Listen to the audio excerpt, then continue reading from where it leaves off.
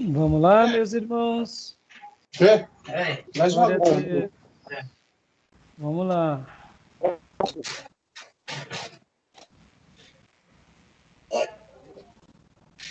Vamos lá. Oi, pastor. Glória a Deus, filhote. Vamos lá. Estou aguardando os irmãos se conectarem. Elaine Reis, que página que era mesmo que o Felipe Rente falou? Do PDF? Qual? 51. Ah, legal.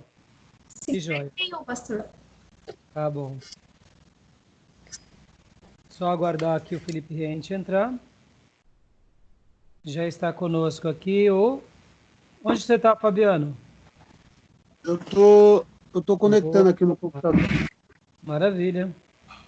Tá faltando só o Riente.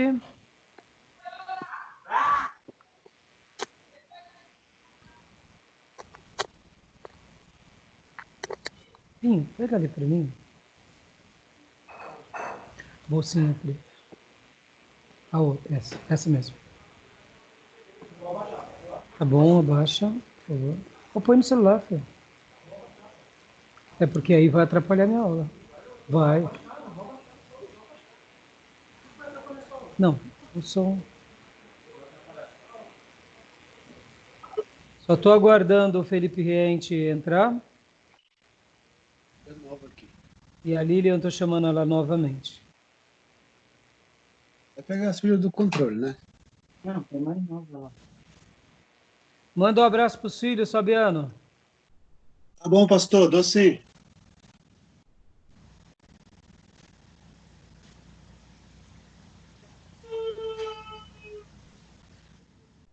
Não vai perder o parafuso.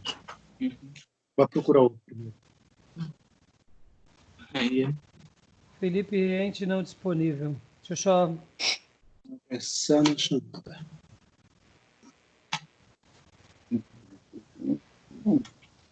tá falando aquele pedacinho.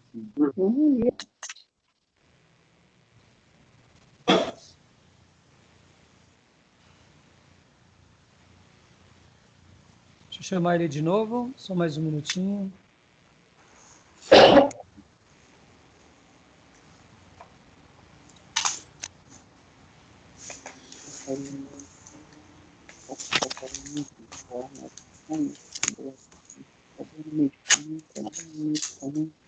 E agora ele vai... Eu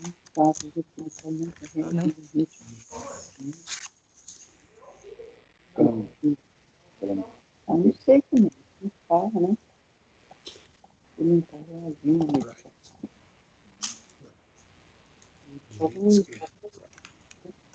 Ele coloca assim, que fala. Som. Ok. Fala. Só mais um minutinho, tá, irmãos? Uhum. Só ele atender.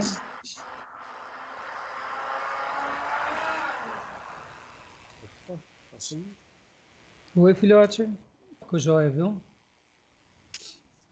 O Felipe não estou conseguindo conectar. Estou chamando ele e não está conectando.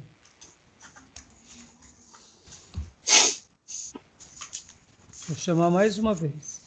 De qualquer forma, vamos conectando aqui. Eu já mandei... As coisas.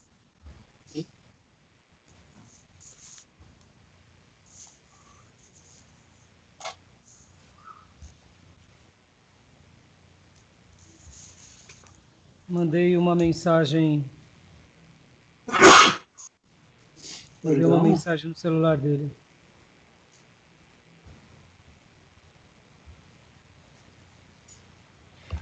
Enquanto isso, irmãos, já dando início aqui sobre o livro.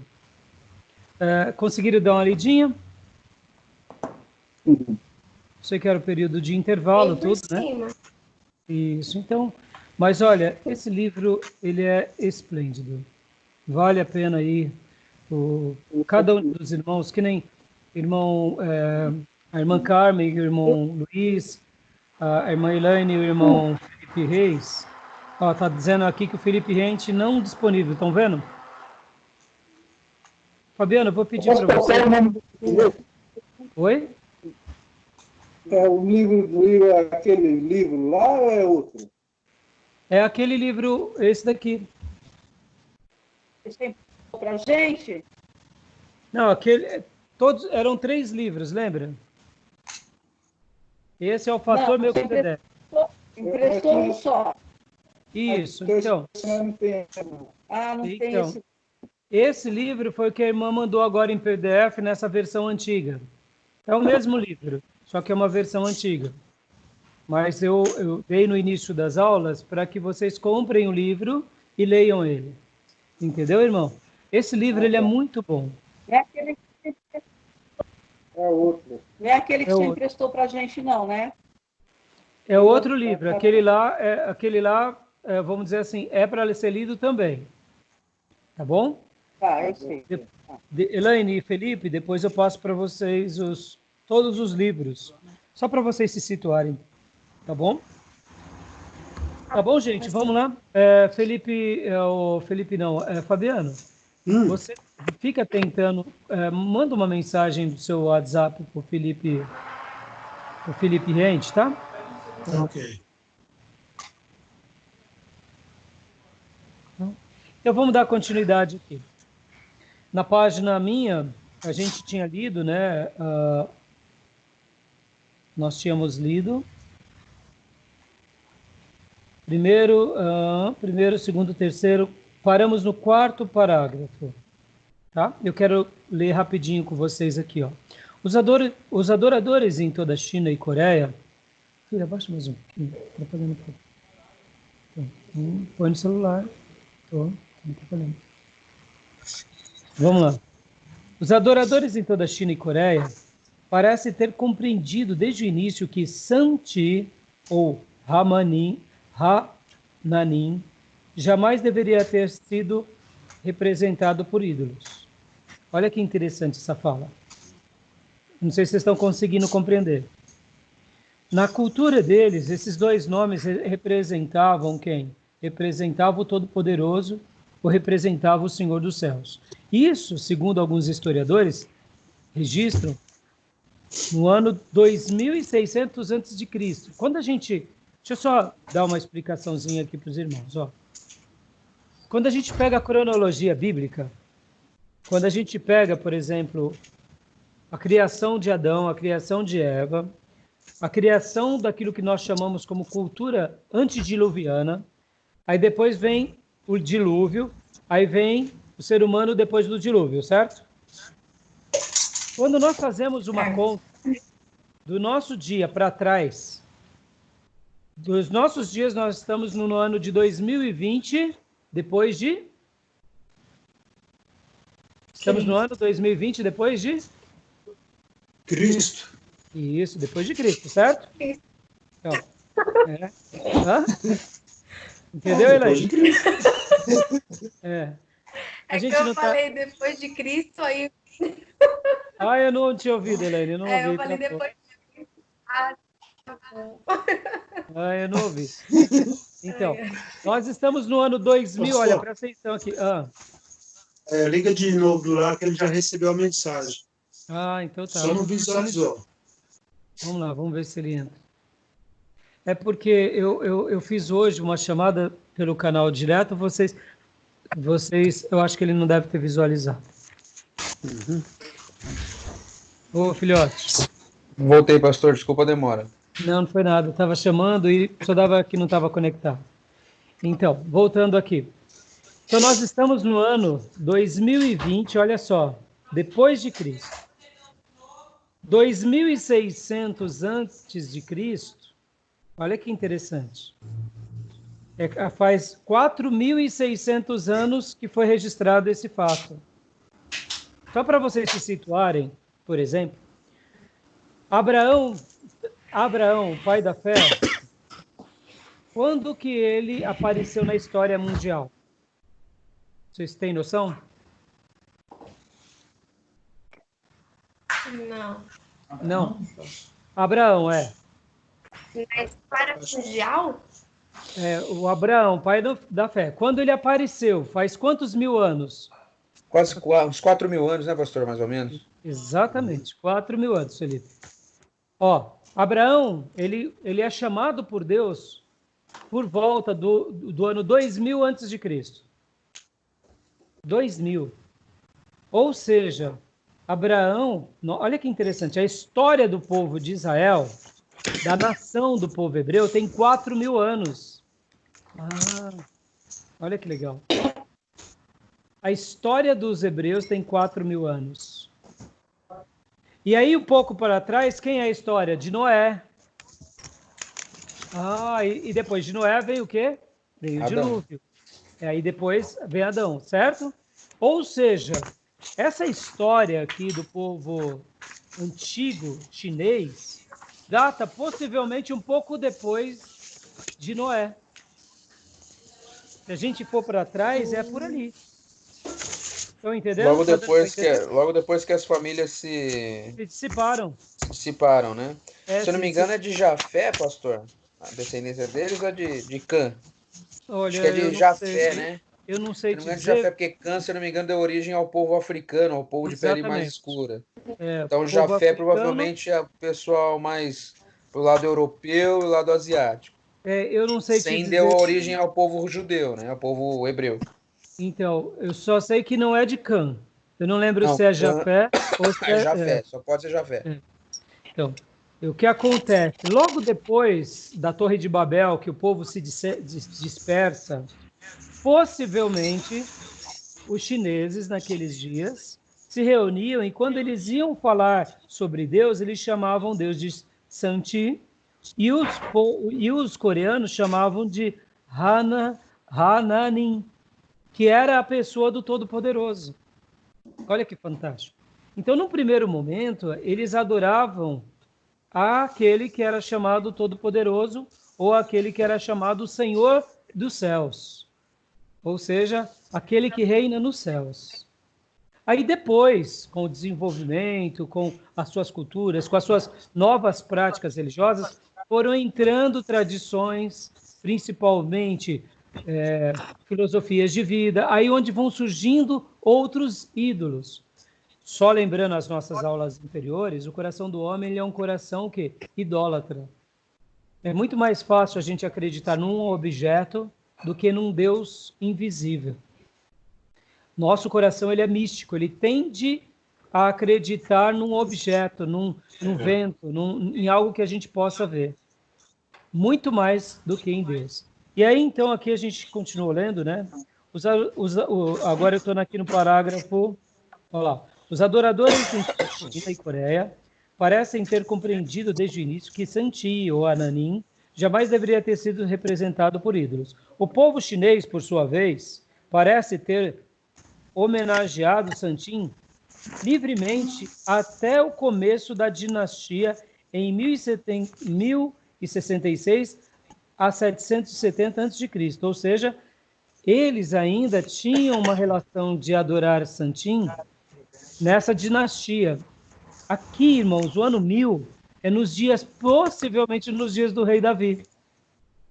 O rei Davi viveu por volta do ano 1000 antes de Cristo.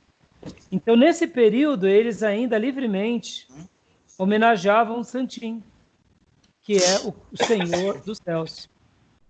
Nessa época, os líderes religiosos chineses, desejosos de enfatizar a majestade e santidade de Santin, gradualmente perderam de vista seu amor e misericórdia para com os homens. Eles logo limitaram de tal modo a fé que apenas o imperador foi considerado suficientemente bom para adorar Santin. E isso somente uma vez por ano. A partir de então, dessa dinastia chinesa, só o imperador podia adorar a Santin.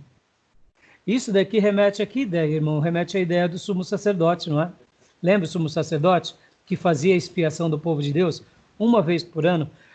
Vocês conseguem ver que quando a gente começa a estudar um pouco mais a história, a gente nota que há uma correlação com cada cultura, um acontecimento bíblico. O pastor que eu me converti, ele costumava dizer uma frase muito interessante. Ele falava assim, Deus cria e o diabo copia. E copia muito ruim ainda, né? Pode ver. Deus cria todas as coisas e o diabo, com as suas artimanhas, ele copia a maneira de fazermos as coisas. Deus cria o culto a ele, a nossa adoração a ele, e o diabo copia, querendo glória para ele. Deus cria o ser humano de uma forma livre, de uma forma abençoada, e o diabo, de repente, sempre tenta copiar e desfigurar a obra de Deus. E isso é um padrão que acontece em toda a Bíblia o tempo todo. E aqui a gente vê que somente o imperador podia fazer essa homenagem, podia fazer essa celebração uma vez por ano, assim como acontece com os judeus até hoje. Quando vocês tiverem oportunidade, depois vocês assistam documentários e vídeos sobre, por exemplo, nas culturas antigas, os fenômenos como, por exemplo, o dilúvio, como o paraíso. Vocês vão ver que em cada povo, principalmente esses que são milenares, eles têm um dilúvio na cultura deles, eles registram, só que eles não registram da mesma forma que a Bíblia, mas eles colocam, por exemplo, que houve uma grande inundação e Deus salvou o seu povo num barco. É como se fosse uma releitura da Bíblia naquela cultura, entendeu? Acho que é a epopeia de Gilgamesh. Acho que fala disso aí, né? Tem várias culturas, Fabiano, exatamente. Continuando aqui. O povo comum, a partir desse período, ficou proibido de render culto diretamente ao Criador. Foi-lhe dito que o pai, imperador, tomaria conta de tudo. Paralelos trágicos ligam essa história antiga política chinesa com a decisão do líder inca Pachacuti de restringir às classes altas o privilégio de adorar Viracocha.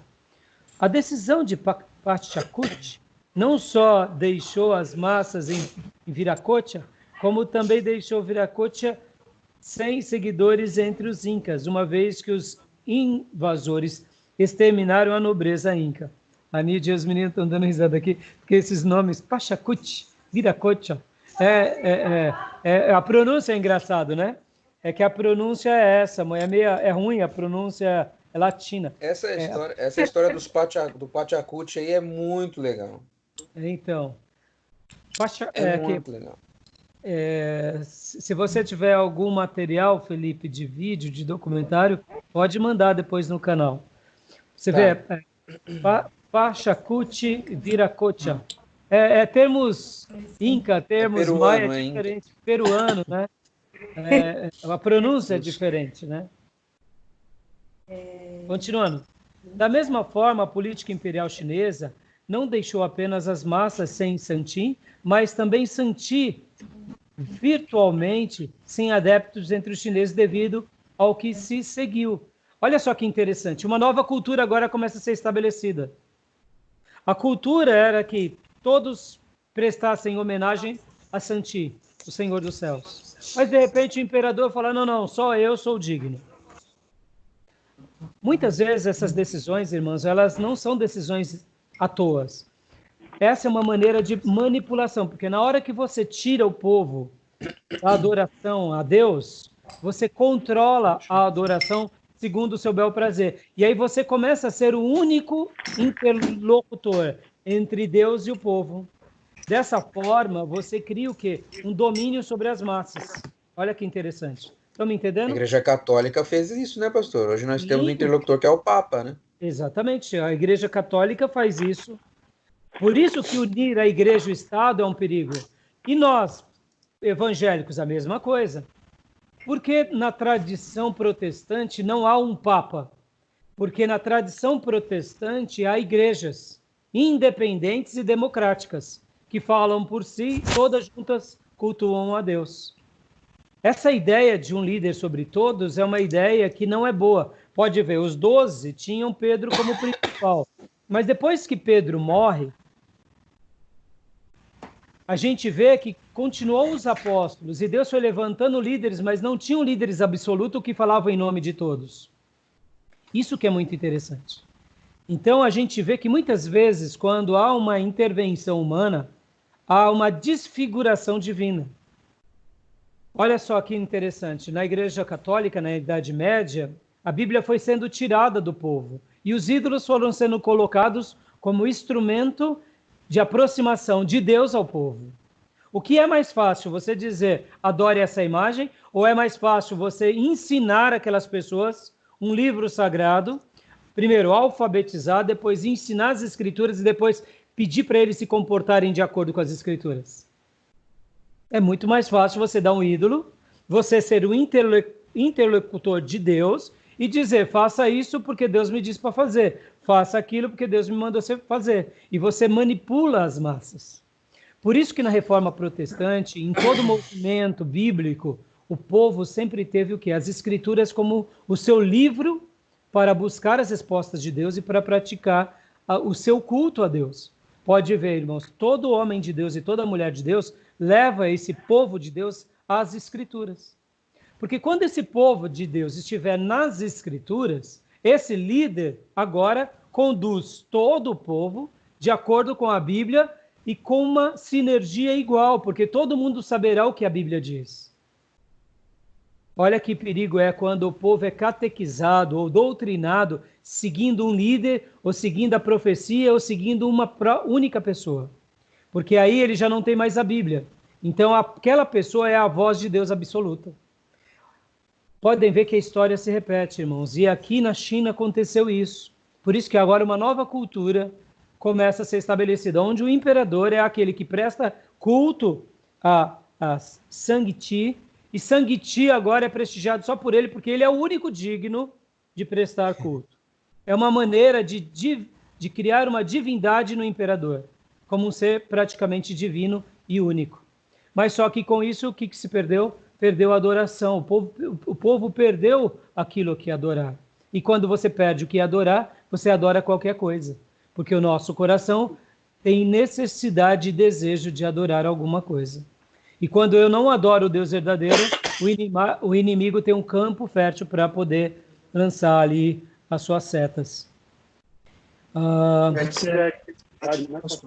Como, filho? Perde-se a identidade, né? Perde-se a identidade. Por isso que, irmãos, nota que em todo avivamento, todo povo ia buscar o quê? A Deus na Bíblia.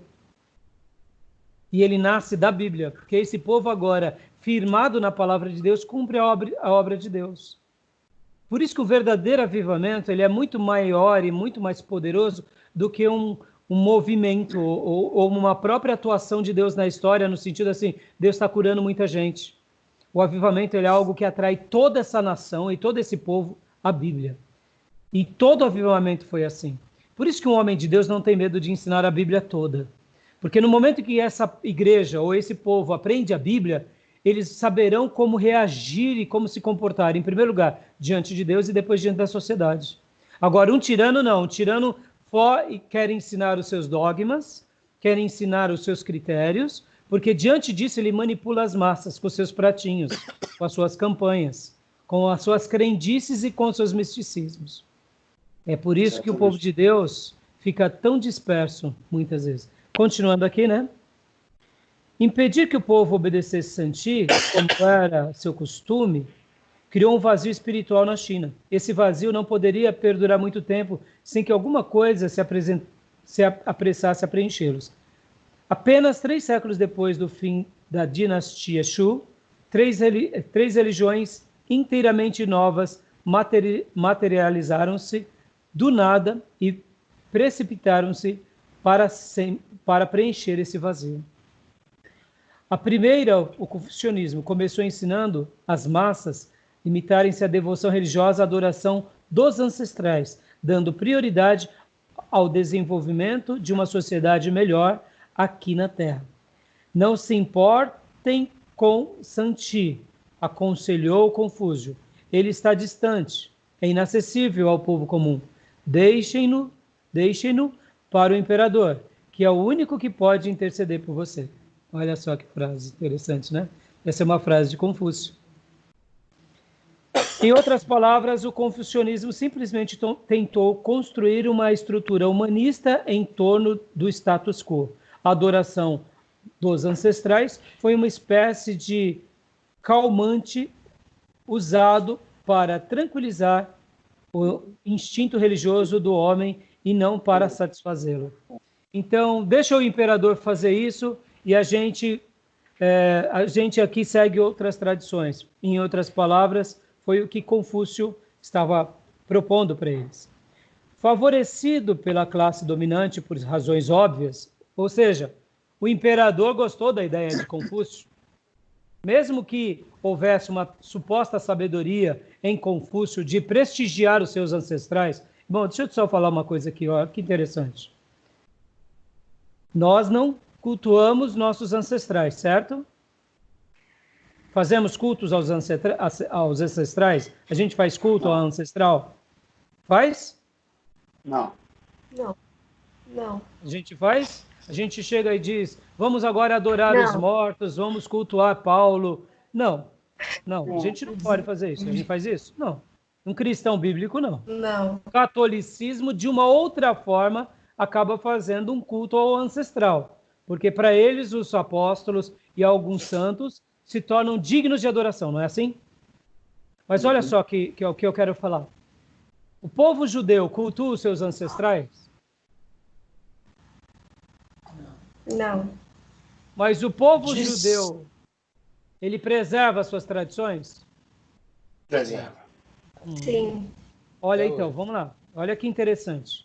Olha como a linha ela é muito tênue entre a honra que eu dou à minha história e a homenagem que eu dou ao meu ancestral e a adoração a eles. Olha como é perigoso. O povo judeu é uma linha de equilíbrio muito boa para a gente poder celebrar a nossa história sem pecar contra Deus. Em outras palavras, nós não devemos cultuar jamais ancestral algum. Mas venham cá, prestem atenção comigo. Nós, protestantes brasileiros, sabemos prestigiar os nossos ancestrais? Não. Não. Malemar a gente sabe quem foi, né? Malemar a gente sabe quem foi. Ao mesmo tempo que o catolicismo, e isso não é só conosco. O que você falou, Elaine? O que você falou, filho? Falou tudo. Falou tudo. Malemar a gente sabe quem é. Isso é horroroso. Malemar a gente sabe quem é. Exatamente, isso é horroroso. Por quê? Porque quando a gente perde a nossa identidade ancestral, a gente já não sabe de onde veio. E pouco importa para onde a gente vai. Olha que interessante. Engraçado aí, que a modernidade hoje também, com essa ideia de se desconstruir a ideia da família tradicional, é justamente isso. Você perde a sua raiz, você perde o seu contato com a sua história, destruindo toda a sua história, ou seja, você se torna um nada na história. Exatamente. Você agora é um ponto na história, como se esse ponto fosse absoluto. Como se a gente tivesse nascido do nada. Como se fôssemos um Adão e Eva, que caímos aqui no planeta. Para reescrever a nossa história e construir o nosso mundo. Isso não é verdade. Olha que interessante sobre isso. Por que eu estou falando aqui sobre o povo judeu? O povo judeu prestigia o rei Davi? Prestigia. Opa! Olha a estrela de Davi. A estrela de 6 pontas. O povo judeu prestigia Moisés? Nossa. Miguel teve até que tirar ele Miguel teve Moisés, até que arrancar ele do meio ali do deserto para não criar uma adoração a Moisés. O povo judeu prestigia Abraão, o pai da fé? Muito. Ele e os muçulmanos. Ah, isso que eu ia falar. Os muçulmanos islâmicos prestigiam Maomé, o seu grande profeta? Sim. Prestigiam a Alá, que para eles é Deus? Prestigiam a Abraão, que é o pai da fé? Prestigiam. Sim. Identidade. Porque, olha que interessante, irmãos, essa nossa tradição de não se lembrar dos nossos ancestrais, ela é um pouco da nossa cultura católica. Pode ver que o católico, ele não prestigia muito a sua família. O católico e o evangélico assume essa identidade sem perceber. ele não preserva muito a sua tradição. O católico preserva a sua tradição religiosa. Os santos ele prestigia, mas o restante, pai, mãe, avô, eles não ligam muito. E semelhantemente, como a gente vem dessa cultura brasileira, a gente acaba não prestigiando também. A adoração aos ancestrais é errada, mas a homenagem aos nossos ancestrais, ela é mais do que legítima. Eu estou falando isso porque isso nos cria identidade familiar. Isso nos cria valorização familiar. E aí a gente deixa um legado para tudo aquilo que a gente faz e principalmente no nosso legado que a gente vai deixar na família e no trabalho que a gente vai realizar. Presta bastante atenção, irmãos. Entre os evangélicos modernos, é muito comum eles não valorizarem a sua história. Por quê? Porque é da nossa cultura o aniquilamento da onde a gente veio. A gente quer ser protagonista de uma nova história. Isso é uma tolice. Todos nós só chegamos aqui porque alguém algum dia cuidou da gente, como pai, como mãe, como família e como ministro do Evangelho. E se a gente conseguiu galgar alguma coisa, é porque tiveram pessoas que nos ajudaram nesse processo. E essas pessoas, elas precisam e merecem a nossa homenagem, o nosso tributo e a nossa consideração. Quer ver um exemplo, irmãos, como isso é lamentável? Os nossos cemitérios é a grande demonstração de que nós não valorizamos os nossos entes queridos. Quando uma pessoa ela é rica, como faz parte do seu status quo riqueza, aí ela tem uma campa bem bonita para demonstrar. É a família tal da cidade. Mas está pouco se lixando se vai lá fazer manutenção. É status. E as famílias pobres, piorou. Porque morreu. O povo de Deus... Morreu, fedeu. Deus, hã? Morreu? Morreu, fedeu. Morreu, fedeu. Ai, morreu, fedeu. Fedeu mesmo, mas fedeu de todos os jeitos, né, Fabiano? Porque perdeu a identidade. Pastor, então como nós deveríamos fazer? Nós deveríamos fazer como Abraão fez. Como os hebreus fizeram com os ossos de Moisés, de José. Nós deveríamos, por exemplo, cuidar das nossas sepulturas com zelo, com carinho. Porque mesmo sabendo que aquele irmão, aquele marido, aquele filho já está com seu espírito e alma diante de Deus, ali está um ente querido que amamos muito, que enquanto Jesus não vier buscá-lo, a gente não vai lá no cemitério adorar ele, nem conversar com ele, porque ele já está no seio de Abraão, mas a gente vai lá prestar a nossa homenagem, no sentido, aqui jaz um amor da minha vida, um ente querido do meu coração, que esporadicamente eu virei aqui prestigiá-lo. Por quê? Porque ainda eu existo, e eu existo graças a ele, e eu vou zelar por essa sepultura muito melhor do que muitas vezes a gente zela do nosso carro. Olha que interessante. Muito melhor do que a gente zela da nossa cozinha. Não que a gente vai ter que ir lá toda semana, não é isso, irmão. Mas a gente vai poder ir lá e quando for, vai olhar bonito, vai falar assim, olha, está aqui descansando, por exemplo, meu grande pai, minha grande mãe, está aqui descansando aquela pessoa que foi um ícone da minha vida. Então eu vou sempre prestar uma homenagem. Porque, irmãos, nesse ato não é adoração, nesse ato é valorização. O que eu estou ensinando para mim? Que eu valorizo a minha história, eu valorizo quem cuidou de mim. Agora, irmãos, nessa situação da pandemia, a gente está vivendo um dos piores momentos da nossa história.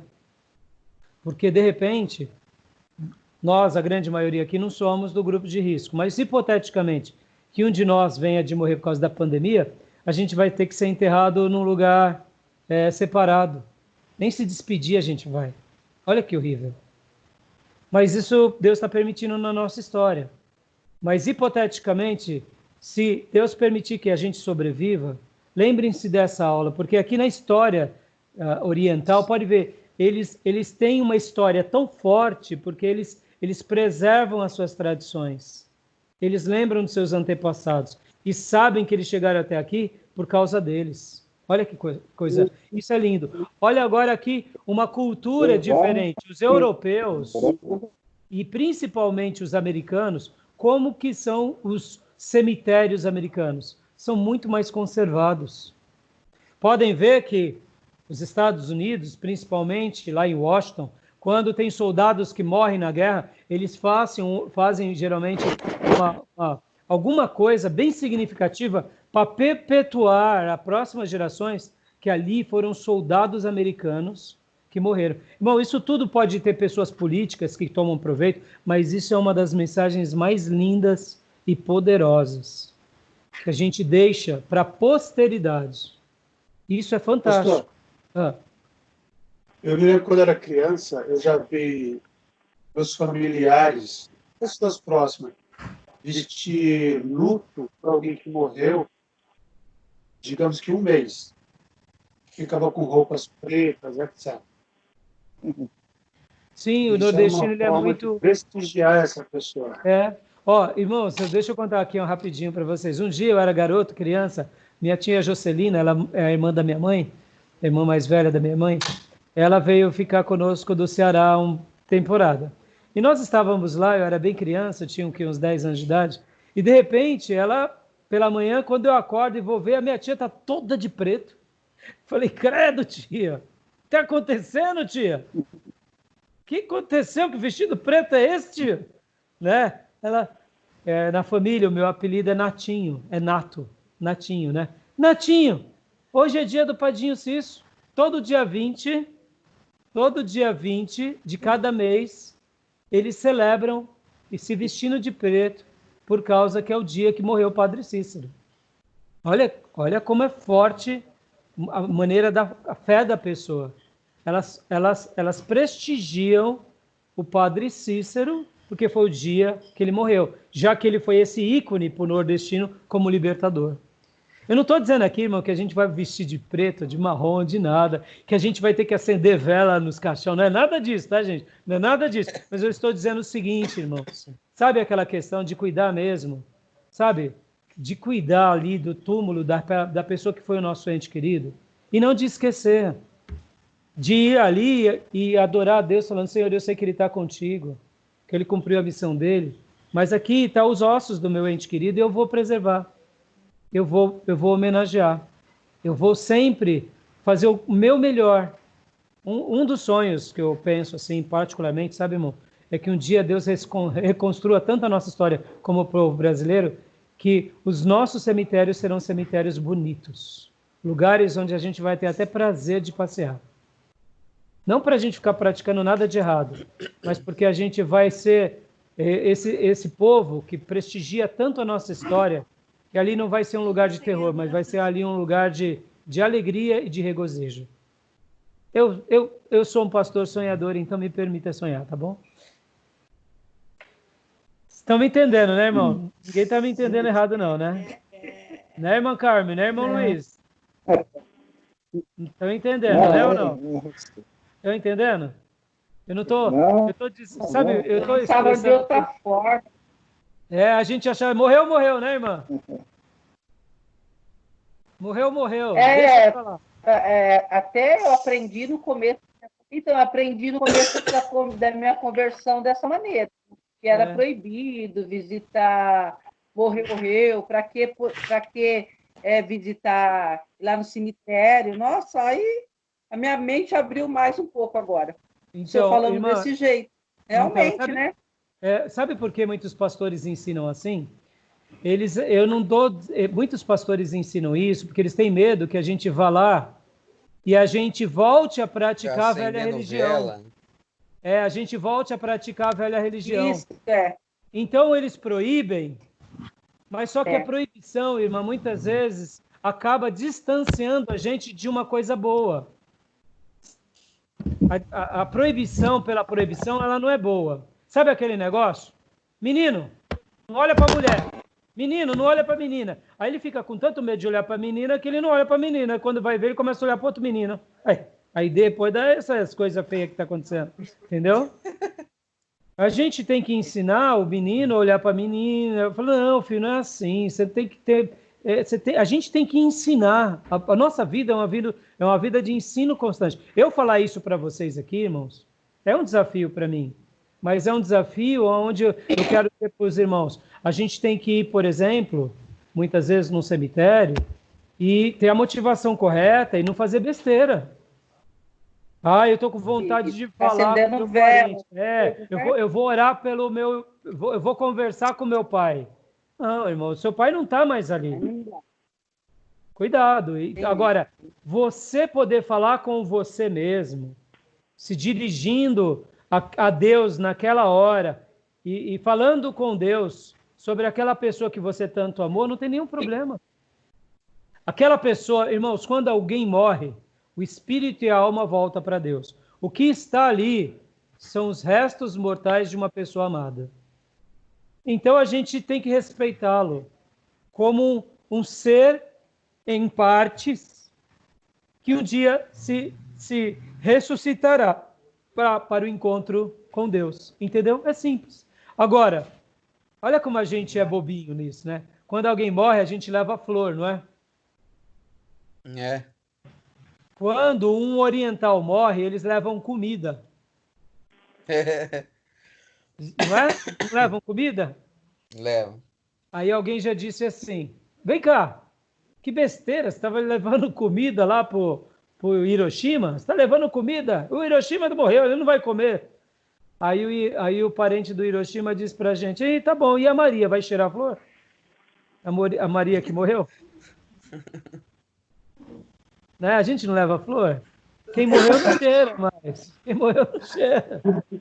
A gente leva flor para enfeitar. Porque flor, para nós, é um símbolo de harmonia, de beleza. De que aquela pessoa renascerá em Deus.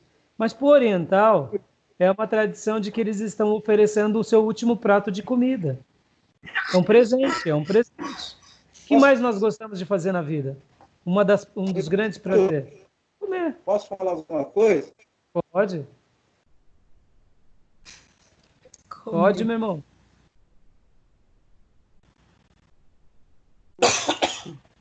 Irmão Luiz, pode falar.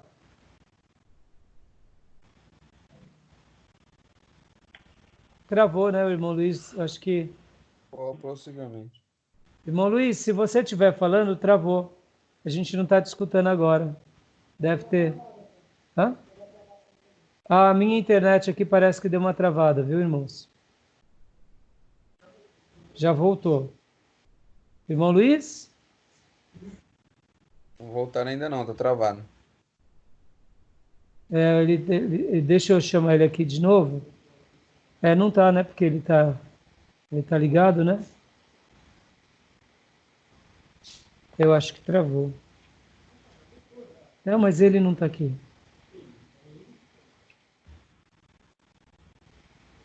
Não tô achando ele aqui, não. Irmão Luiz?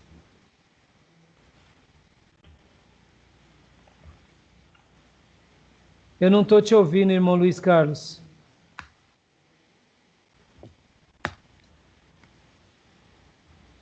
Não tô ouvindo ele, não. Deixa eu só... Ah, Luiz Carlos saiu. Caiu mesmo. Só um segundinho, tá, irmãos? Eu não lembro o e-mail dele. Aqui, Luiz Carlos Santos. Os irmãos me entenderam bem essa ideia qual é a diferença entre a homenagem, prestar uma homenagem com respeito e não com adoração? Ficou claro para os irmãos? Sim. Né? Sim. Né? Como judeu, o ponto X é o judeu. Nossa fé, ela é judaica cristã. Então, tudo aquilo que é do povo judeu, que é bom, que é ético, que é puro, a gente tem que exercitar. Simples assim. Nenhum problema. Agora, se o judeu também começar a praticar idolatria, a gente não vai.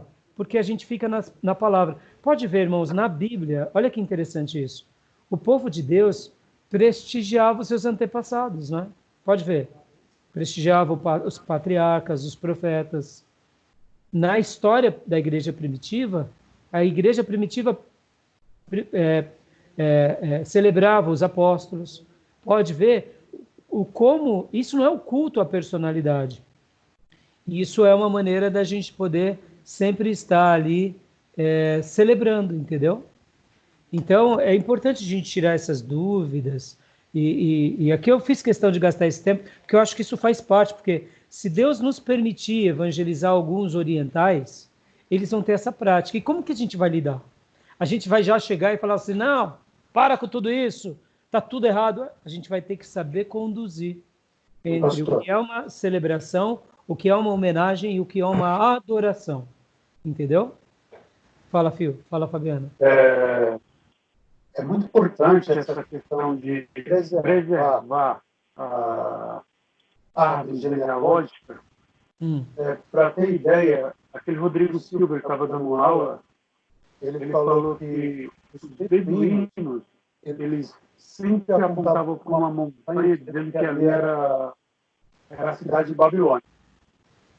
E o pessoal ria dele, dizendo assim, não, a cidade de Babilônia tem um rio que passa cortando a cidade. E então,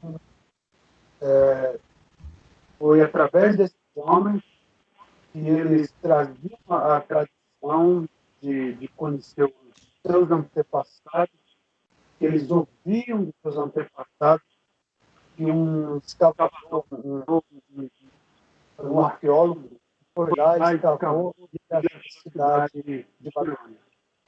Isso aí é um marco da história, etc., para ver como é importante de preservar a genealógica.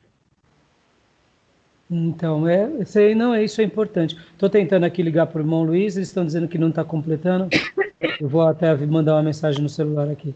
Irmão, eu vou continuar chamando você, e caso não dê, não tem problema. Depois a irmã assiste esse finalzinho aqui na aula, tá bom? Porque fica gravado aqui nessa página, é só clicar lá no ícone que aparece, tá bom? Mandei aqui para ela. Bom, não tem problema. A gente já está acabando também. Eu vou tentar só concluir aqui bem rápido agora, irmãos. Então, irmãos, eu fiz questão de comentar tudo isso para vocês verem como a tradição, muitas vezes, ela não é uma tradição de toda danosa. Ela pode até se corromper ao longo dos séculos, e com isso, muitos vão se perdendo. Mas, num primeiro momento, a tradição ela tem um lado bom. Num primeiro momento, ela tem um lado que realmente agrega. Tá? Então, continuando aqui, ó. Favorecido pela classe dominante por razões óbvias, o confucionismo começou a ganhar terreno. Por que o confucionismo começou a ganhar terreno? Porque o imperador ele falou, opa, esse negócio está muito bom para mim. Eu adoro, de fato, o Santin. O povo segue as orientações de Confúcio. E entre essa relação há o quê? Uma condução desse povo. Eu sou o mensageiro de Santin, que é o Senhor dos Céus. O povo segue as instruções e os ensinos de Confúcio, que são princípios de sabedoria de vida, e dessa forma, eu como imperador, líder político, líder social, e acabo sendo também o líder religioso, é natural que isso foi do agrado do quê? Dos imperadores. Olha que interessante. Isso vai ganhando terreno. Os ensinos de Confúcio não podiam, no entanto, satisfazer o instinto religioso de grande maioria dos chineses. O resultado foi o aparecimento do taoísmo como uma suposta alternativa popular ao confucionismo. Né? O taoísmo, ele nasce do confucionismo, tá bom, gente? Todos esses detalhes da religião de Confúcio, vocês vão aprender no módulo Seitas e Heresias, que nós chamamos na nossa grade de religiões comparadas. Quando nós estudamos as religiões, aí a gente entra um pouco sobre o aspecto do confucionismo e do taoísmo, tá bom? A solução do taoísmo para a fome que devorava o coração dos chineses era uma mistura de magia, filosofia e misticismo. Aí, ó como que vai ampliando. O povo é místico, irmãos. O povo começa então a buscar essa força mística. E aí é nesse contexto que as coisas vão piorando. E não tem jeito. Quando as coisas começam a entrar por essa frente, o negócio vai piorando. E hoje degringolou lá, né? Sim. Isso já há muito tempo, né? Hoje a China já é um país ateu. Então, aí o ateísmo, ela vai nascer também um pouco, Felipe, por causa do quê? Por causa do socialismo que foi imputado naquela cultura. Olha que interessante, o comunismo entra na China, mas a China passa a ser comunista, mas não deixa o confucionismo, nem o taoísmo. Por quê? Porque o líder... Hã? Taoísmo. Taoísmo, Desculpa. Não deixa é uma filosofia, né? Então, mas ela tem fundo religioso. E como pode uma ideologia que predomina e que a sua fundamentação ela é ateia, ela é cética, como pode essa cultura ser criada, aceitar uma outra coisa que vai contra ela? Notem bem, o imperador chinês, pensem assim, irmãos, hoje o presidente da China, guardem isso, tá? Ele não deve ser visto como um presidente. O presidente chinês deve ser visto como um imperador, tá bom? É assim que é lá. Pastor, mas é democracia. Não importa se é democracia. Não importa. é democracia nunca. Não, eu estou dizendo assim, ela é presidencialismo. Não importa. Eu acho que o irmão William entrou aqui. Irmão William, você está aí, William? Irmão William? Não tem problema. Eu acho que ele está tentando ajudar o irmão Luiz Carlos a entrar, não é? Não tem problema. Então, vamos tentar migrar, não sei. E o que acontece, irmão? Lá na China, é presidencialismo. Não é presidencialismo, é imperialismo. Pastor, o que predomina na China sempre foi o Império Chinês, o grande Império Chinês. Pastor, e no Japão? É o grande Império Japonês. E na Coreia? É o grande Império Coreano. Pastor, o senhor está sendo radical. Não é. É que é assim, irmãos, quando a gente vai fazer uma lição de casa maior, a gente vê que nesses países o império ainda tem muito valor e muito significado. Mas como tudo na vida vai sendo mudado as coisas, como os países hoje eles têm que funcionar como repúblicas democráticas, então o imperador ele muitas vezes ajusta a república dentro do seu panorama para que as coisas se harmonizem a nível mundial, né? Irmão Luiz, irmão William, pode ficar aí. A gente está tentando ajudar o nosso irmão Luiz Carlos. Paz, filhote, tudo bem? Eu estou tentando conectar o irmão Luiz e não estou conseguindo, sabe? E se você puder me ajudar, a gente está aqui no final da nossa aula e você pode ficar aqui também com a gente, tá bom? Então, irmão, olha só como é interessante. A Inglaterra é o quê, irmão? A Inglaterra é uma república, é um parlamento ou é um reinado? Inglaterra é um reinado. Reinado, País de Gales. Monarquia. Monarquia. A gente vê lá, por exemplo, na Grã-Bretanha. O que é isso? São reinos que se unem debaixo de uma nova democracia. É simples assim. Então, o primeiro-ministro faz o papel de um presidente, o parlamento faz o papel de um presidente, mas eles se ajustam. E aí, está errado? Não está errado, irmãos. Isso é uma questão de cultura. E na China, está errado? Também não está errado. Questão do império chinês. É a tradição deles. Se você fosse eles querem dominar o mundo hoje, né? Aí outra é a questão. Por isso que a gente tem que tomar muito cuidado. A irmã Carmen não está conseguindo, o irmão William colocou aqui.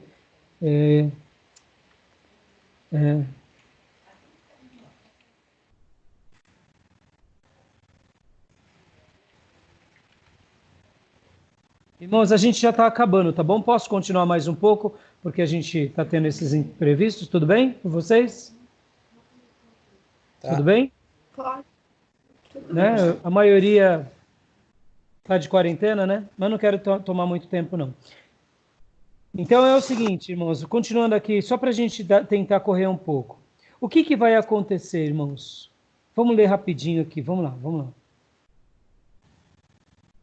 A solução do taoísmo para a fome que devorava o coração dos chineses era uma mistura de magia, filosofia e misticismo. Os taoístas ridicularizavam a busca de Confúcio de uma sociedade humana ideal. A ordem do universo para os taoístas favorece firmemente o status quo e resistia obstinadamente a todas as tentativas de modificá-lo.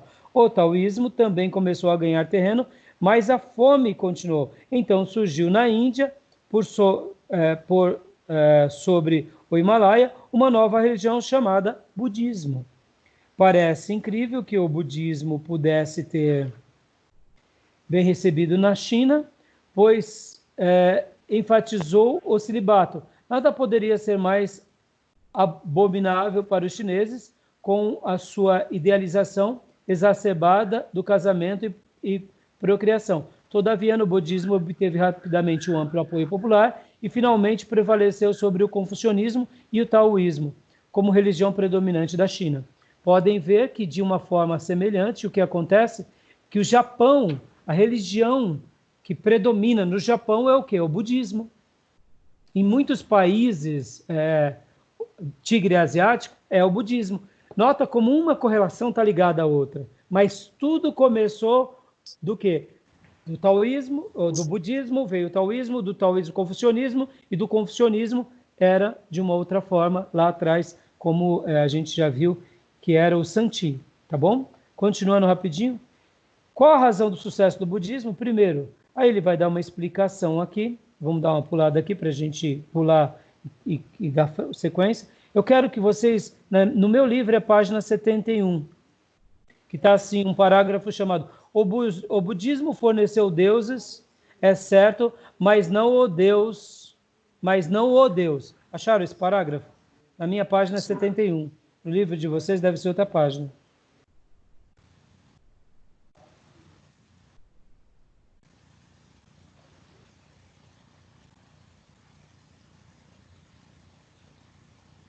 Conseguiu? Não. Acharam? Não. Uma página depois. Na minha é na 71, na de vocês eu não sei qual que pode ser.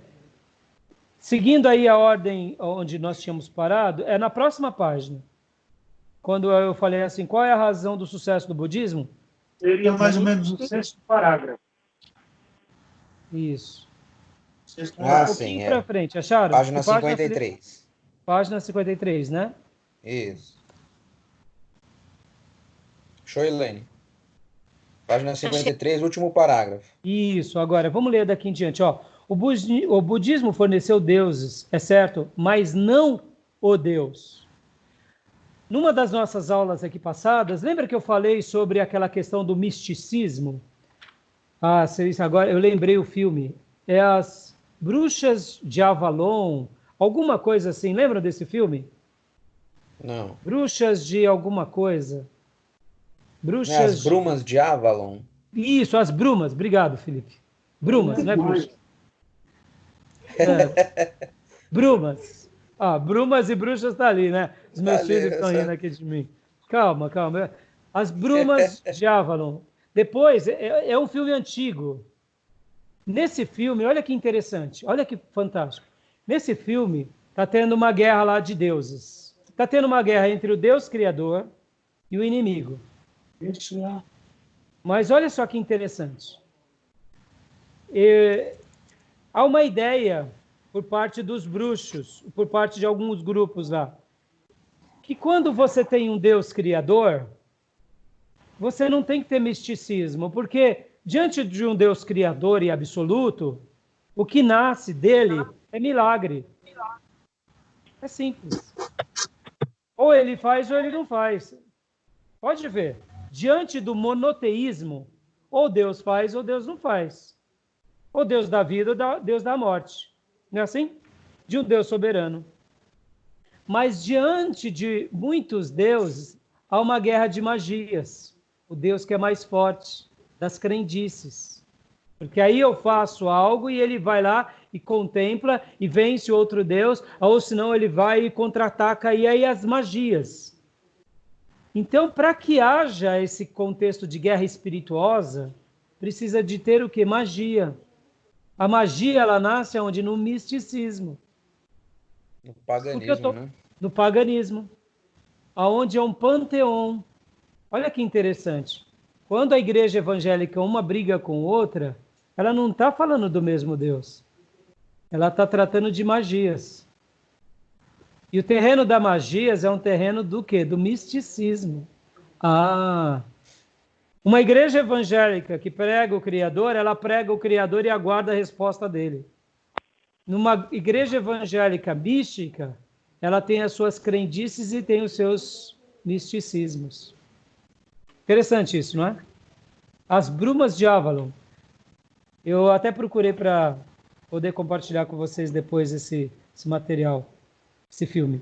Se alguém encontrar alguma coisa, compartilha com a gente, tá bom? Então, olha aqui.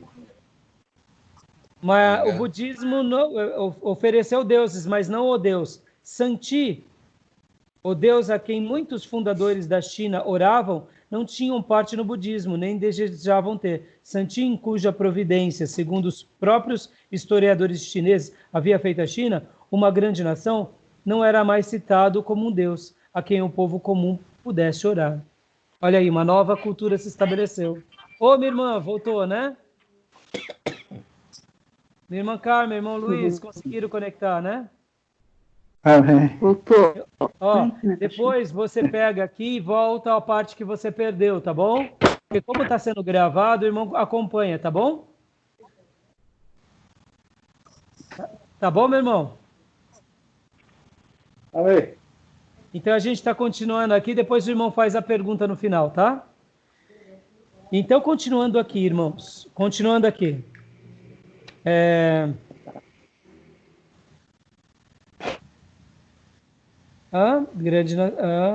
Onde eu estou? Aqui. Como aconteceu com adoradores, como a adoração de Inti, o fator Sodoma entre os Incas, que obscureceu quase totalmente a memória de Viracocha, o budismo tornou-se um fator Sodoma, que afastou quase que inteiramente a maioria dos chineses e, algum tempo mais tarde, a maioria dos coreanos, de Santi Hananim. Quase.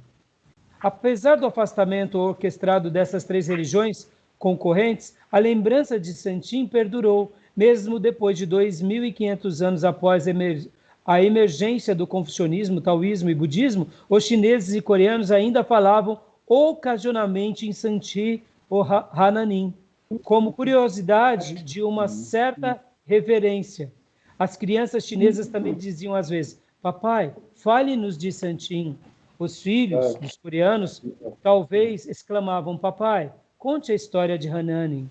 Os pais chineses e coreanos balançavam invariavelmente a cabeça, dizendo: sabemos tão pouco, ele está tão longe. Ou seja, olha lá, continuou na história deles. Por quê? Porque Deus tinha deixado aquilo de propósito para quê? Para que quando o evangelho chegasse a esses povos, houvesse uma explosão poderosa da parte de Deus. Da mesma forma, Viracocha Santi teria o seu Pachacuti, mas seja como Santi ou Anani, eles encontrariam defensores que pedissem a volta dos povos infiéis.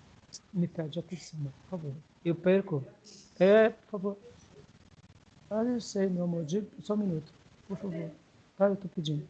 Então, só lendo aqui de volta. Da mesma forma que Viracocha Santi teria o seu Pachacuti, mas, seja como Santi ou Anani, onde encontrariam defensores que pedissem de volta dos povos infiéis, que pedissem a volta, ou seja, como que a gente vai trazer de volta aquilo lá? Dessa vez chegaram emissários com a revelação especial de Santi Anani, o testemunho judaico-cristão. Porém, o depoimento deles foi muitas vezes intermitente e nem sempre identificado com o que restaram dos testemunhos no monoteísta, já reconhecido como válidos pelos chineses e coreanos. Em lugar de pedir aos ouvintes que se ajoelhassem, arrependidos diante de Santianani, o Deus reverenciado pelos antepassados, que haviam fundado ambas as nações, antes do início da história, escritas, os mensageiros muitas vezes deram um nome completamente estranho ao Todo-Poderoso. Algumas vezes eles até empregavam em enfatizar que esse Deus estrangeiro não se parecia com nenhum Deus que os chineses ou coreanos tivessem conhecido antes. Ou seja, quando o cristianismo chega na China, seja pelo catolicismo, chega por muitos protestantes, eles, ao invés de falarem, olha, sabe o Santinho, o Anani, lá atrás, que os pais de vocês falaram, eu quero comentar com vocês. Eu quero apresentar ele para vocês.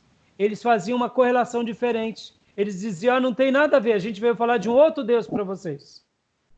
Então, eles não fizeram uma correlação. Lembra no início do livro que a gente fala sobre o abridor de olhos? O abridor de olhos. Eles aqui não foram sábios. E aí acontece uma coisa muito interessante. Oi. Oi. Ô, Fabiano. A gente está te ouvindo.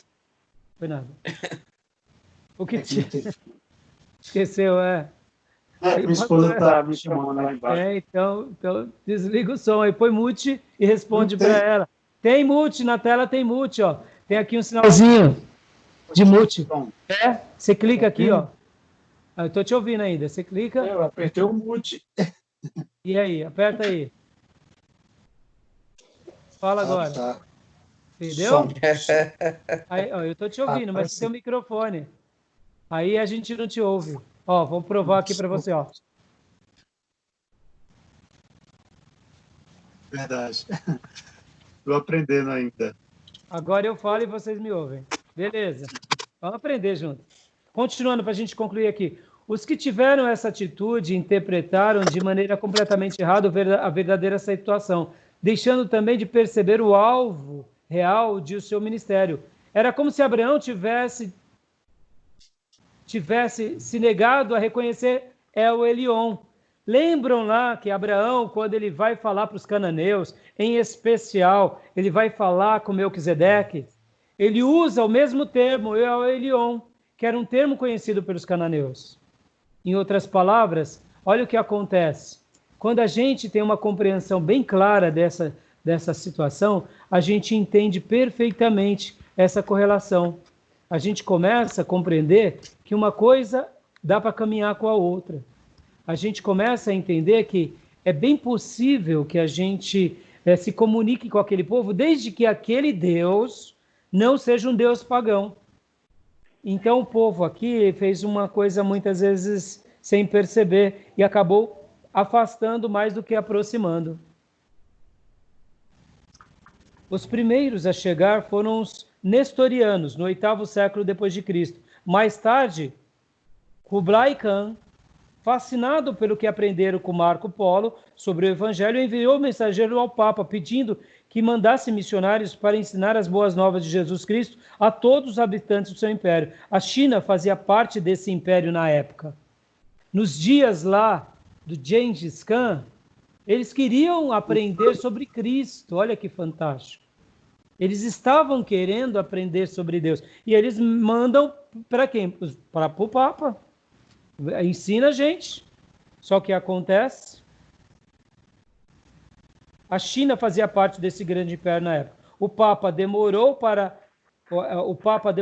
atender o pedido, mas finalmente enviou 4 sacerdotes para os domínios de clã.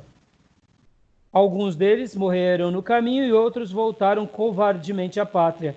Kublai Khan, convencido de que o monoteísmo era superior à idolatria, procriou uma alternativa no islamismo.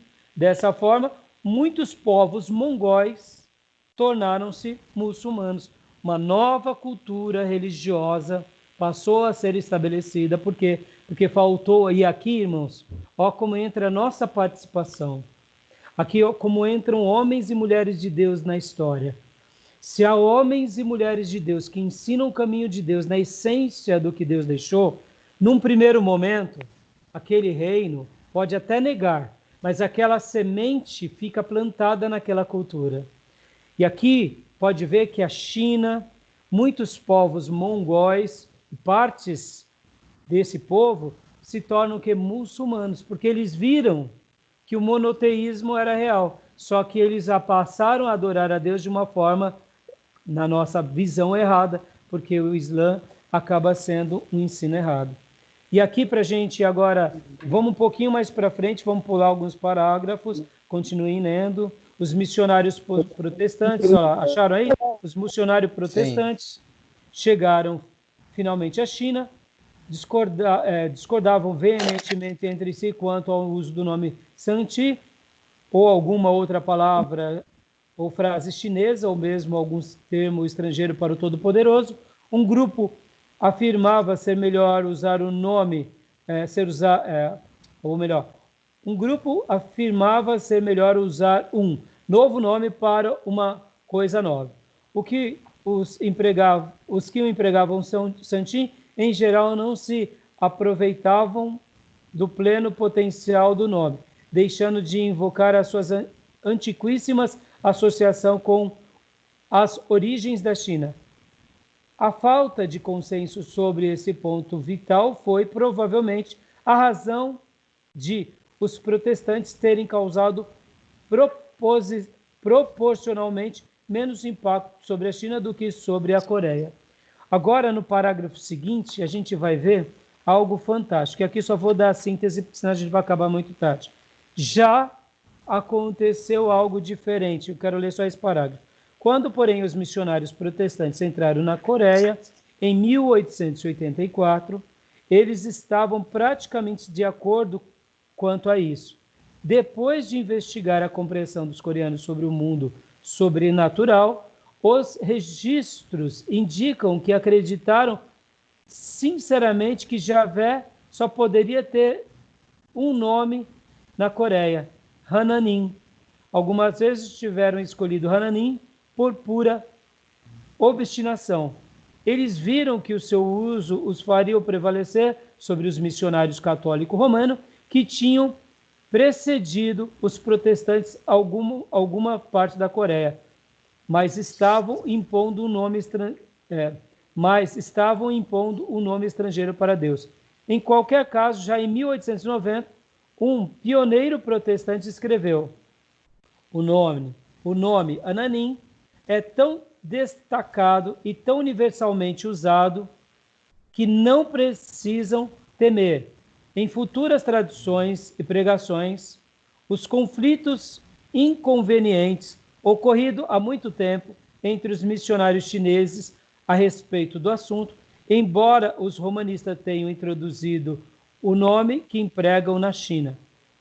Quer baseada na convicção ou no espírito de contradição, a escolha de Ananim não poderia ser mais providencial para os missionários protestantes na Coreia. Pregando fervorosamente nas cidades, vira aldeias e nas zonas rurais, os missionários protestantes começaram por afirmar a crença coreana em Hananim. Construindo sobre esse testemunho residual, eles magistralmente eliminaram a antipatia natural do povo coreano em curvar-se diante de alguma divindade estrangeira. Falando diretamente a um público já emocionalmente curioso a respeito de Ananim, os protestantes repetiram a proclamação dos apóstolos, repetiram a proclamação do apóstolo Paulo em Listra. No passado, o Theos, que era o termo usado pelos gregos, permitiu que todos os povos, inclusive os coreanos, andassem nos seus próprios caminhos, escolhendo o xamanismo, confucionismo ou budismo, em preferência a eles. Contudo, não se deixou ficar sem testemunho. Ou seja, aqui eles parafrasearam o texto de Atos 14, 16 a 17, no contexto coreano. Olha que fantástico. Olha, percebam isso, irmãos. Quando os missionários, sejam eles protestantes ou católicos, foram nesses povos e quiseram impor uma nova religião, não, prestem atenção nisso, irmão, aqui é uma coisa muito interessante. O que há de errado quando a gente coloca a pregação do Evangelho? Não há nada de errado.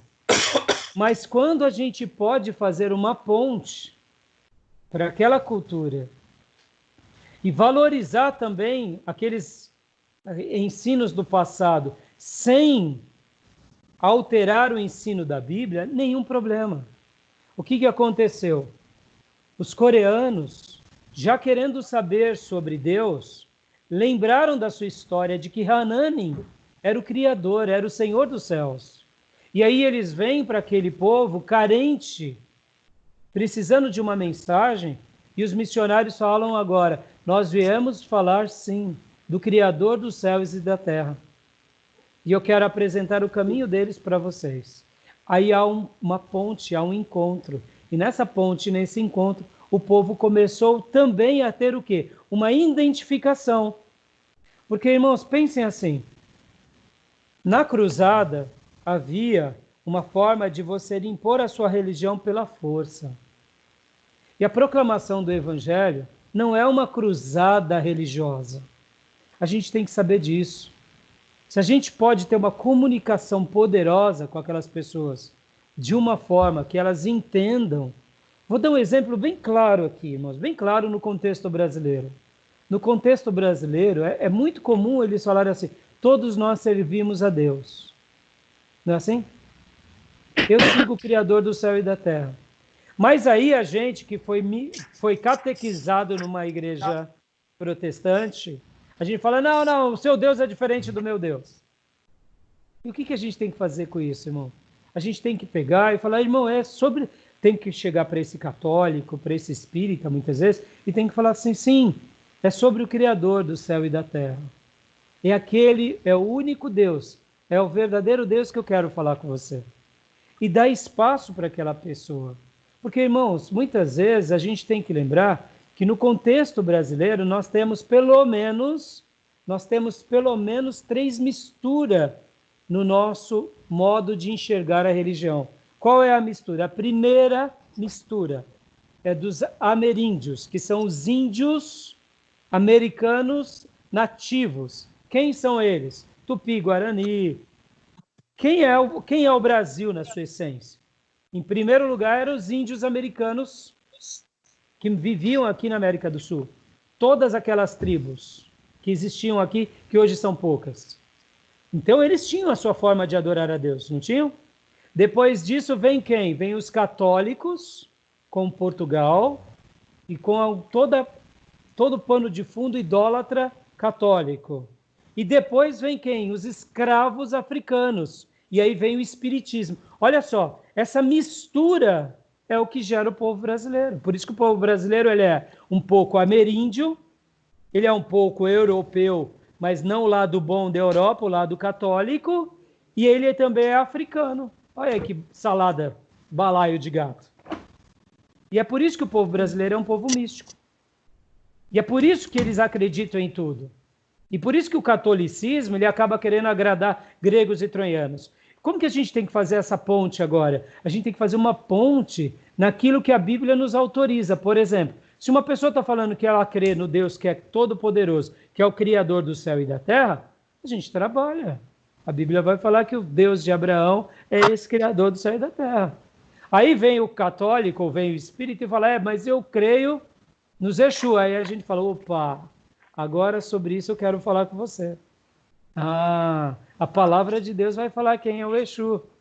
Aí vem o idólatra, o que vem com a sua religião, e fala, eu acredito nesse ídolo. Aí a gente fala, agora eu quero falar com você. Vamos ver o que a palavra do Deus Todo-Poderoso diz a esse respeito. E aí vem o índio brasileiro, Tupi-Guarani, vem e fala assim, eu acredito na força da natureza, na força da planta, o espírito... Aí a gente falou, opa, a gente nota, tem vezes que há uma correlação e a gente pode trabalhar, e tem vezes que não. Então, para a gente poder aqui, eu quero que vocês continuem lendo, porque agora o autor ele vai falar o seguinte, irmãos. E olha, eu vou deixar aqui um filme para vocês, uma temporada fantástica, que eu acabei de assistir na Netflix, que é o Mr. Sunshine, Um Raio do Sol. Essa temporada ela é baseada na cultura coreana. Quando? Em 1890 para 2010. Eles estão falando num período da história deles coreana, em que havia uma guerra entre chineses, russos, japoneses e americanos querendo invadir a Coreia. E lá nesse filme fala, é claro que ali o filme é baseado na história real, ali é uma ficção, mas vocês vão entender nessa temporada a força do protestantismo e os missionários americanos pregando o evangelho lá na Coreia. Esse relato que o nosso irmão aqui, Don Richardson, fala sobre os missionários protestantes na Coreia, o que eles fazem? Eles começam a pregar o evangelho, há uma aceitação do evangelho na Coreia, e a Coreia se torna um país predominantemente protestante. Irmãos, a Coreia hoje, praticamente 50% da sua população total é protestante, confessa. A maior igreja do mundo, que é a do Poyangshu, esse livro, quando ele foi escrito na década de 80, a igreja do Poyangshu, naquela época era Poyangshu, contava com 270 mil membros. É a maior igreja do mundo naqueles dias e ainda é hoje. Eu fui fazer uma pesquisa hoje para poder trazer aula para vocês. Lá nas minhas pesquisas variava que em 2018 a igreja dele tinha, alguns dados diz 800 mil membros, uma igreja local. Outros davam 1 milhão de membros e outros davam 3 milhões de membros, uma igreja local. Pode escolher qualquer um desses aí, tá bom? O que vocês acham? Uma igreja local. Agora, por que eles se tornaram tão fortes e tão piedosos? Porque eles se renderam a Cristo. A igreja coreana é uma igreja forte, é uma igreja que ora muito, é uma igreja firmada na palavra. E olha que fantástico. A igreja coreana, a igreja do Davi Yongshu, ela é chamada, né, Full Gospel Central Church, que seria, ela seria uma igreja, a igreja do Evangelho Pleno.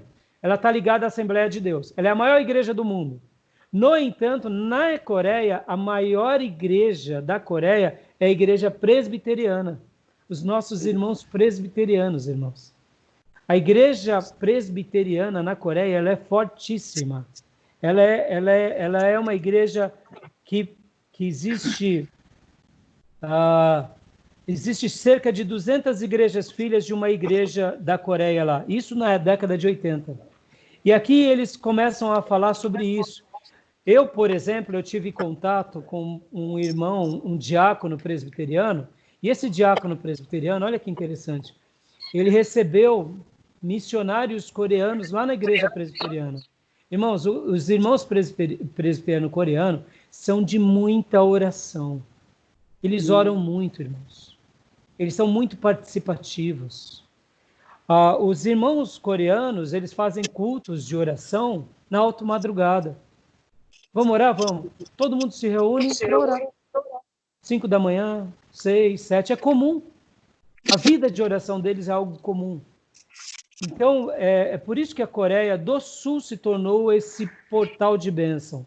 E quando, olha só que fantástico, o autor do livro diz o seguinte, que quando os ventos estão soprando para a Coreia do Norte, eles enchem balões, grudam bíblias, para que aqueles ventos levem para a Coreia do Norte balões, porque a Coreia do Norte, por ser fechada e comunista, eles acabam não dando abertura para o cristianismo. Mas essa é a maneira deles pregarem lá.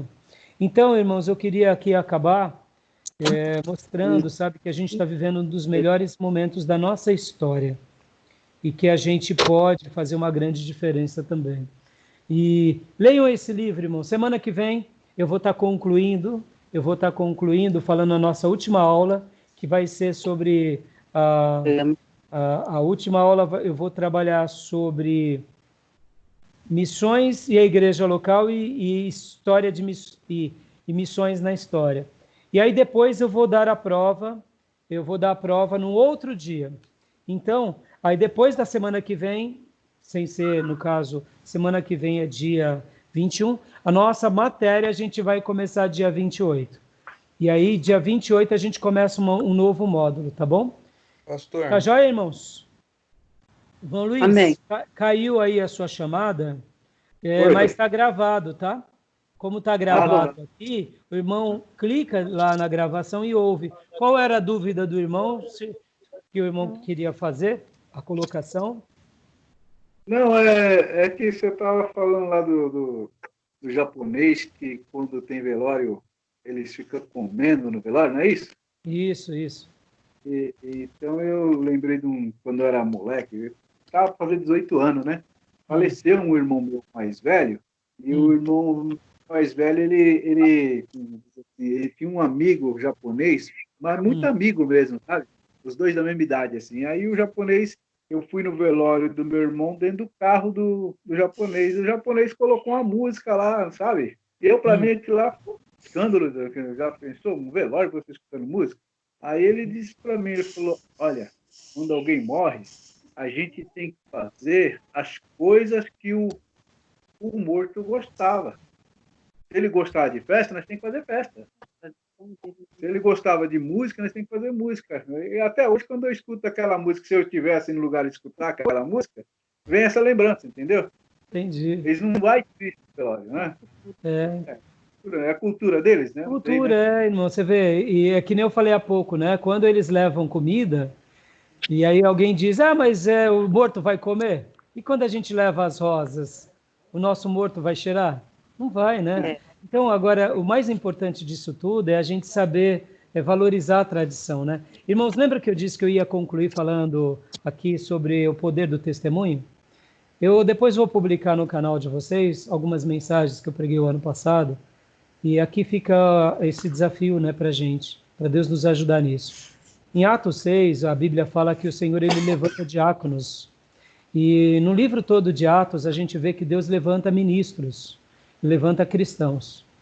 E a Bíblia, quando ela fala sobre o testemunho, lá em Atos 1:8, né, e recebereis poder ao descer sobre vós o Espírito Santo, e ser-me-eis minhas testemunhas. O texto no grego de testemunha, ele vem de um verbo no grego que é martirel, que é martírio, ou seja, é testemunhar a ponto, se preciso for, morrer. Olha que fantástico. A palavra testemunho e a palavra mártire, ela é a mesma. No português é diferente. Eu sou um mártire ou eu sou um testemunho. Mas no grego, muitas vezes, a palavra testemunho, ela vem da raiz que é de mártir. Você testemunha a ponto de preciso for dar a sua vida. E o que acontece com isso? E por que eu estou falando isso? Sabe, irmãos? Nós devemos pregar o Evangelho e nós devemos ser testemunhas. Testemunhas fiéis de Jesus Cristo e da obra de redenção. Aquilo que nós temos, né, na base da nossa igreja, vida transformada, transformando vidas, não é nada novo a não ser aquilo que Jesus nos fez, que é nos converter e nos dar uma nova vida. E por isso nascemos de novo. E se verdadeiramente nascemos de novo, reescrevemos uma nova história. Por isso as coisas velhas ficam para trás e eis que tudo se faz novo. E esse deve ser o espírito cristão, de uma vida nova. E eu queria concluir falando um pouco sobre isso, porque, olha só que interessante. Quando eu dou um bom testemunho, eu marco aquela cultura e aquela geração. E com o meu bom testemunho, eu enobreço o meu líder. E quem é o nosso líder por excelência? Jesus Cristo. Quando eu dou um bom testemunho, eu enobreço o meu mestre. E quando eu faço isso, eu faço na força e na obra do Espírito Santo de Deus. Por isso que quem dá um bom testemunho, conforme Atos 6, ele está apto para ser um ministro. E pode ver que ali, quando precisaram de diáconos, os apóstolos disseram: levantem entre vocês homens que sejam cheios do Espírito Santo, tenham sabedoria e dão um bom testemunho. Os apóstolos já faziam isso, por isso que eles já viviam nessa premissa. Eles eram homens dedicados à palavra, dedicados à oração, que davam bom testemunho, eram cheios do Espírito Santo e homens sábios. Mas agora, para o serviço do reino de Deus, eles precisavam levantarem auxiliares, obreiros, diáconos, servos. E a base para sermos bons obreiros é termos sabedoria, sermos cheios do Espírito Santo e darmos bom testemunho. Se um cristão não consegue essa tríplice ação, ele não está apto para servir no reino de Deus. Olha que interessante. Porque quando eu sou sábio, sou cheio do Espírito Santo, é impossível não dar bom testemunho. É impossível. Porque o Espírito Santo que me invade com sabedoria me ajudará a dar um bom testemunho. E quando eu dou um bom testemunho, eu deixo uma marca minha aonde eu vou. E, de fato, nós nos tornamos pequenos cristos para a glória de Deus. Assim como que para eu dar um bom testemunho, eu preciso do auxílio e da força do Espírito Santo, quando eu dou um mau testemunho, eu o faço pela força e pelas influências de outro espírito que não é o Espírito Santo. Olha como é forte. O mau testemunho ou é o homem agindo pela carne ou o homem agindo pelo espírito maligno. Porque jamais o Espírito Santo de Deus me impelirá e me conduzirá a dar um mau testemunho. Olha como isso é forte. E a igreja precisa ser zelosa nisso. E a igreja precisa se posicionar sobre isso. Porque nós carregamos o nome de Cristo e carregamos o nome de uma igreja. Ah, pastor, o nome de Cristo é mais importante que a igreja? Sim, claro, incomparável. Mas o nome da igreja é aquela expressão local. É aquele corpo de Cristo que se reúne naquele lugar.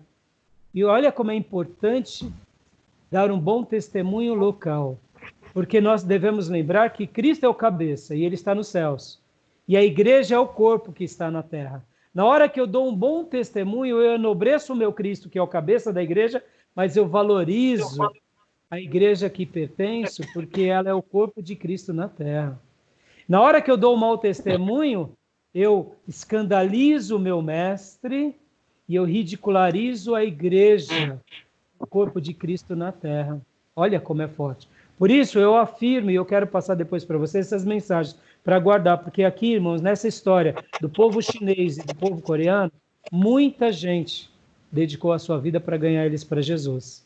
E eu louvo a Deus por causa de grandes missionários na China e na Coreia, e que a gente possa ser voz de Deus, proclamando o evangelho todo e dando um bom testemunho na força do Espírito Santo de Deus. Tá bom? Porque se damos um bom testemunho, o fazemos pelo poder do Espírito. E se damos um mau testemunho, o fazemos pelo poder de outro Espírito, que não é o Espírito de Deus. E que Deus nos livre disso. Amém, irmãos? Amém. Beleza? Então, Amém. irmãos, olha, a gente não vai mais trabalhar nesse livro agora, tá bom? Porque, irmãos, vai ficar aqui como leitura. Leiam o livro, meditem no livro. Qualquer dúvida eu tiro no pessoal, no particular. Tá bom? E semana que vem a gente vai para a última aula e depois vamos para a prova. E Felipe Rente, depois eu tenho que te passar o seu material, aquele outro material da outra matéria. No Sim, final dessa semana... aula aqui eu te ligo no WhatsApp para a gente conversar um pouco. Só para eu te adiantar já, tá bom? Tá Beleza, bom. irmãos? Alguma dúvida, irmãos? Não, amém. Não. Não? Que Deus abençoe, que Deus proteja os irmãos. E eu conto com os irmãos amanhã na nossa live do nosso culto de oração. Irmão Luiz, irmã Carmen, amanhã, 7h30, a gente chama os irmãos a participarem da nossa live, culto de oração, que a gente passa pela internet. Se vocês não tiverem compromisso, entrem conosco, tá bom? Cultuem a Deus conosco, tá bom? Domingo eu assisti o culto. Ah, é? Tá bom, é uma honra, irmã. Pode... Quando for assim, ó, se a irmã quiser participar do canal de edificação e de oração, a gente coloca lá vocês. Não tem problema, porque vocês são seminaristas. E eu até aviso, olha, está entrando aqui seminarista, que já tem outros irmãos seminaristas participando, né? Tá bom? Pode então, colocar eu. Tá bom, vou colocar sim. Posso colocar sim. Tá, joia. Tá bom, meus irmãos? Alguma dúvida? Não, pastor. Talvez os irmãos que pegaram aí as matérias no meio da carruagem, né, fique um pouco mais difícil. Mas fica aqui, irmãos, para esses dias de quarentena, leiam esses 3 livros, tá bom? leiam esses 3 livros, que são o Assim Está Escrito, o outro livro do pastor, A Visão Missionária da Bíblia, e o Fator Melquisedeque, que é os livros que a gente está dando essas aulas, tá bom? Beleza? Deus abençoe a todos. Obrigado, Fabiano, por ter participado com a gente, viu, filhotes? Amém, pastor. Podendo, pode participar. Paz, Elaine, paz, Felipe Riente. Paz, pastor. Felipe Reis, irmã Carmen, irmão Luiz, Deus abençoe, viu? Grande abraço. Fiquem com Deus. Paz. Amém.